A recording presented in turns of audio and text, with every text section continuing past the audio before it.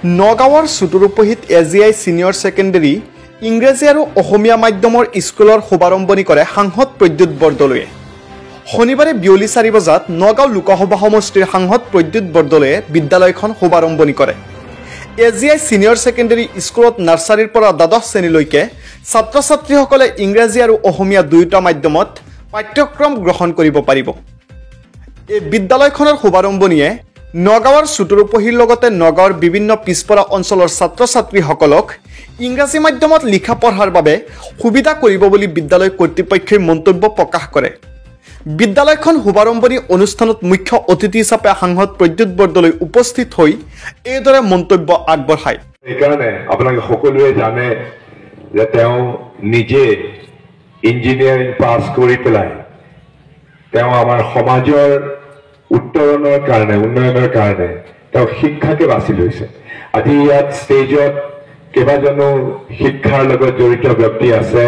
মিলন চন্দ্ৰ বৰদলৈ ডাঙৰীয়া আছে, দিব্যজ্যোতি শৰ্মা আছে, আমাৰ আহাত ডাঙৰীয়া আছে।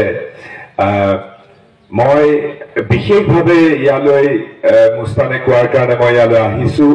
মই এটা কথাই ক'ব খুজিছো যে যেতিয়া দিল্লীত কংগ্ৰেছৰ চৰকাৰখন আছিলে, ডক্টৰ মনমোহন সিং ডাঙৰীয়া ভাৰতৰ প্ৰধানমন্ত্ৰী আছিলে, তেতিয়া আমাৰ সমাজৰ আটাইতকৈ পিছপৰা যিসকল সমাজৰ আটাইতকৈ পিছপৰা জনগোষ্ঠী আছে সেইবিলাক কিয় পিছপৰি আছে তাক বিশ্লেষণ কৰিবৰ কাৰণে আৰু তাৰ উপায় দিবৰ কাৰণে এটা আয়োগ গঠন কৰি দিছে, সাচ্চাৰ কমিশ্যন বুলি কৈছিলে। আৰু সাচ্চাৰ কমিশ্যনে যেতিয়া তেওঁলোকে গোটেই আমাৰ ভাৰতবৰ্ষৰ আটাইতকৈ পিছপৰা যিবিলাক জনগোষ্ঠী যে সমাজত অৰ্থনৈতিকভাৱে সামাজিকভাৱে ৰাজনৈতিকভাৱে যিসকল আটাইতকৈ পিছ পৰি আছে সেইসকলৰ জনগোষ্ঠীৰ ওপৰত ষ্টাডি কৰিছিলে, অধ্যয়ন কৰিছিলে। আৰু তেতিয়া ওলালে যে আমাৰ দেশত মুছলিমসকল আটাইতকৈ পিছ পৰি আছে সমাজত। তাৰ প্ৰধান কাৰণ হ'ল যে প্ৰথম কথা হ'ল মহিলাৰ মাজত শিক্ষা দীক্ষাৰ অভাৱ, মহিলাৰ মাজত। আৰু 2 নম্বৰ কথাটো হ'ল যে শিক্ষা দীক্ষাত আমি আমাৰ ধৰ্মীয় যিবিলাক পঢ়া শুনাৰ যিবিলাক নিয়ম আছে, আমি মাদ্ৰাছালৈ যাওঁ বা মুক্তাবলৈ যাওঁ, সেইবিলাক আমি যাব লাগিব। আমাৰ নিজৰ ৰীতি নীতি, আমাৰ নিজস্বতা, আমাৰ যিবিলাক হেৰিটেজ বুলি যিবিলাক কয় সেইবিলাক নিশ্চয় আমি মানি চলিব লাগিব। কিন্তু তাৰ লগতে আমি সায়েন্স পঢ়িব লাগিব। সন্মানীয় অতিথি হিচাপে উপস্থিত থাকি লংকা বিএড কলেজৰ অধ্যক্ষ মুস্তাফিজুৰ ৰহমানে এইদৰে মন্তব্য আগবঢ়ায়। যোনে মান সন্মান সম্পৰ্কে সচেতন হৈছে তেওঁই হৈছে মানুহ। এতিয়া যেতিয়া এজন শিশুৱে শিক্ষা লাভ কৰে তেতিয়া এই শিশুজনে বুজি পায় কোনটো ভাল, কোনটো বেয়া, কোনটো নৈতিক, কোনটো অনৈতিক, কোনটো পাপ, কোনটো পুণ্য। এতিয়া পাপ, পুণ্য, ন্যায়, অন্যায় এই গোটেইখিনি যদি আমি এজন শিশুৰ মাজত বিকশাই তুলিব বিচাৰো তেতিয়া শিশুজনক প্ৰদান কৰিবলৈ আমি নৈতিক শিক্ষা বা গুণগত শিক্ষা, অকল শিক্ষা দিলে নহব, গুণগত শিক্ষা দিব লাগিব। কাৰণ শিক্ষাৰ লগত যদি তাৰ মূল্যবোধ নাথাকে বা নৈতিকতা নাথাকে তেতিয়া ই এটা ফুল সদৃশ, যিটো ফুলৰ কোনো সুবাস নাই, গোন্ধ নাই। এনেকুৱা বহুত ফুল আছে যিবিলাক ফুলৰ কোনো আদৰ নাই, কোনো যত্ন নাই। সেই ফুলটো আমি আদৰ কৰো যোনটো ফুলে আমাক দিয়ে, ঘ্ৰাণ দিয়ে, যোনটো ফুলৰ সুবাস আছে। গতিকে শিক্ষাৰ, গুণগত শিক্ষাৰ মূল হেৰিটো হৈছে এজন ব্যক্তিৰ মাজত নৈতিকতাৰ দিশটো বিকশাই তোলা। আৰু নৈতিকতা যদি আমাৰ নাথাকে তেতিয়া মানুহ আৰু কেতিয়াও মানুহ হৈ নাথাকে। বিদ্যালয়খনৰ পৰিচালনা সঞ্চালক তথা অভিযন্তা মুস্তান কিদুৱায়ে বিদ্যালয়খন শুভাৰম্ভণি কৰাৰ পাছত সংবাদ মাধ্যমৰ আগত এইদৰে প্ৰতিক্ৰিয়া প্ৰকাশ কৰে। 2020 চনত কোভিডৰ 5 দিন আগত আমি এগ্ৰেছিভ গ্ৰুপ অফ ইনষ্টিটিউশ্যন নামৰ এখন অনুষ্ঠান আৰম্ভ কৰিছিলোঁ। তাত আমাৰ কোচিং ছেকশ্যনটো প্ৰথমতে আৰম্ভ হৈছিলে আৰু যেতিয়া লকডাউন আহি গ'ল, অহাৰ পিছত আমি বহুত অসুবিধাৰ সন্মুখীন হৈছোঁ। 2 বছৰ আমাৰ যথেষ্ট কষ্ট হৈছে। ৰাইজে আমাৰ বিষয়ে গম নাপাওঁতে 2 বছৰ আমাৰ যথেষ্টখিনি কষ্ট হৈছে। যোৱা বছৰ আমি এবছৰ মানুহৰ মাজত যাব পাৰিছোঁ।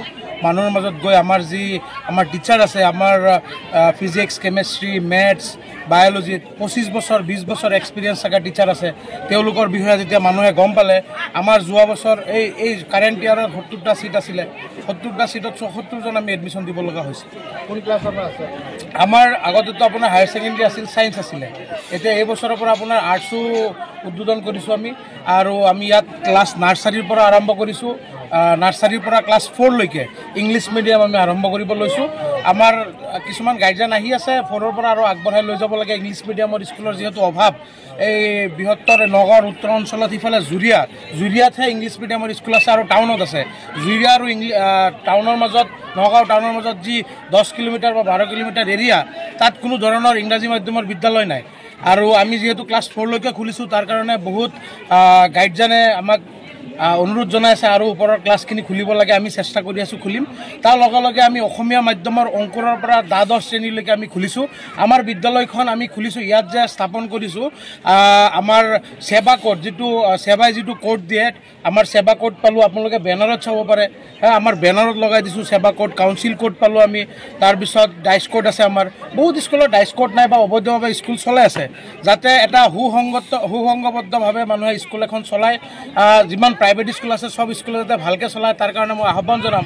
যিহেতু মই যিটো আপছু all Assam permitted private school ইউনিয়নৰ যিহেতু মই জেনেৰেল ছেক্ৰেটেৰী হওঁ, গতিকে সেই মৰ্মে মাজতে আমি এটা সংবাদমেলো দিছিলোঁ। প্ৰত্যেককে মই অনুৰোধ জনাইছিলোঁ যে ইনফ্ৰাষ্ট্ৰাকচাৰ ভাল কৰক। আজি আপোনালোকে মোৰ স্কুলখন চাব পাৰে, ইনফ্ৰাষ্ট্ৰাকচাৰ কিমান ধুনীয়াকৈ স্কুলখন বনাই আছোঁ, পাৰ্ক বনাই আছোঁ, বা স্কুলখনৰ এটা পৰিৱেশ, এটা ভাল পৰিৱেশ মই দিবলৈ প্ৰয়াস কৰি আছোঁ। প্ৰত্যেক প্ৰাইভেট স্কুলৰ মালিক বা স্বত্বাধিকাৰসকলক মই অনুৰোধ জনাম, আপোনালোকে ইনফ্ৰাষ্ট্ৰাকচাৰ ঠিক কৰক, ভাল শিক্ষক আনক। এতিয়া আপোনালোকে গম পাই সুখী হ'ব যে আমাৰ যিসকল শিক্ষক আছে, আণ্ডাৰ গ্ৰেজুৱেট শিক্ষক আমি লোৱাই নাই। ক্লাছ নাৰ্চাৰী বা ক্লাছ অংকুৰ 1-2 পঢ়োৱা শিক্ষকো আমাৰ গ্ৰেজুৱেট টিচাৰ। যিহেতু আমি যোৱা বছৰ আমাৰ যিটো ৰিজাল্ট হৈছে, আমাৰ 23জনত 20জনেই ফাৰ্ষ্ট ডিভিজন পাইছে ছায়েন্সত।